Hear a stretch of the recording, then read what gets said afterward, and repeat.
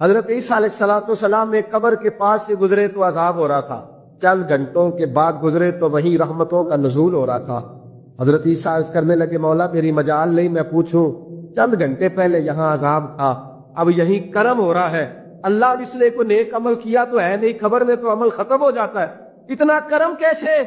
رب کریم نے فرمایا موسیٰ بندہ بڑا گناہگار تھا، پاپی تھا، سزا کا حقدار تھا، اور جب انتقال اس کا ہوا تو بیوی اس سے پہلے حاملہ کی،